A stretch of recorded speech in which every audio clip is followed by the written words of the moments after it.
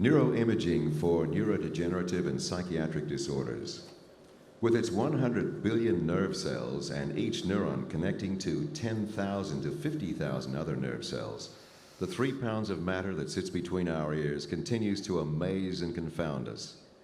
In the upcoming decade, it's neuroscientists wielding their sophisticated neuroimaging equipment, imaging probes, assays, instruments, and quantification techniques who are committed to mapping the still unexplored intricacies of brain functioning. It's understandable that neuroimaging to explore brain function and structures with 7 Tesla MRI scanners and other high-tech imaging tools has great appeal. The equipment offers researchers a significant way to peer into the molecular structures of the brain.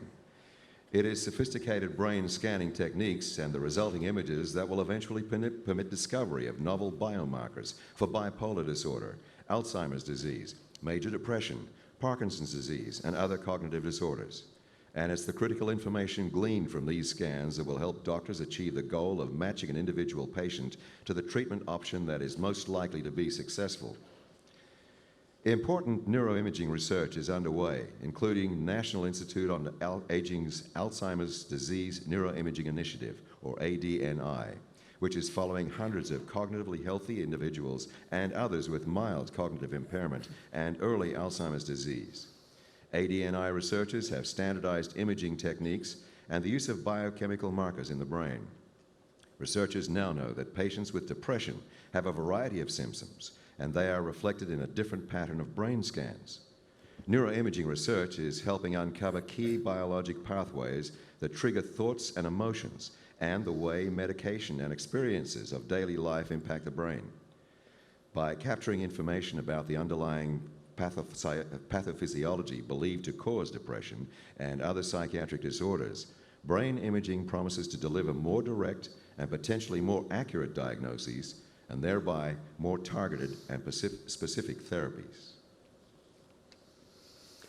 So we have Dr. Bruce Rosen with us to discuss this area of breakthroughs. And Bruce, can you tell us what will be uncovered by high field strength 7 Tesla MRI and other advanced MR techniques?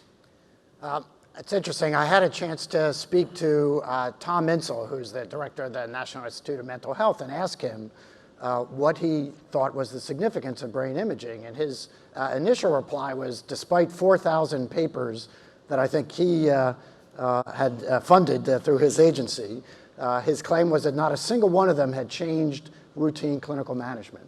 It was a little bit of a depressing first thought, but he went on to say something I think very important, which is that he felt that that was going to change and that the change would be organized around this emerging understanding of psychiatric and neurologic diseases as disorders of brain circuitry.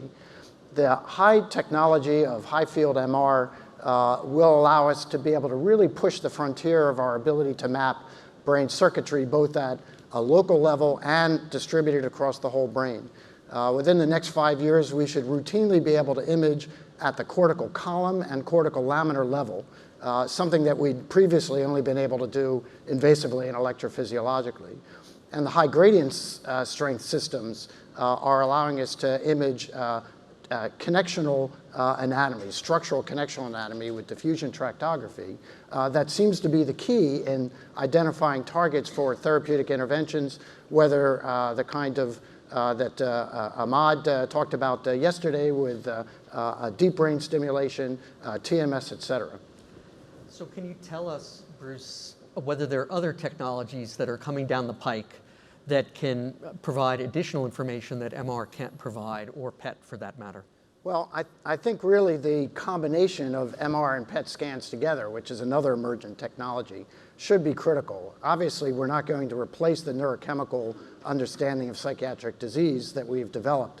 The advantage of these combined technologies is that it will allow us now to precisely map details of receptor function, receptor trafficking, internalization in ways that we've never been able to do before in humans, and then map those onto specific patient genotypes and from that target appropriate treatments.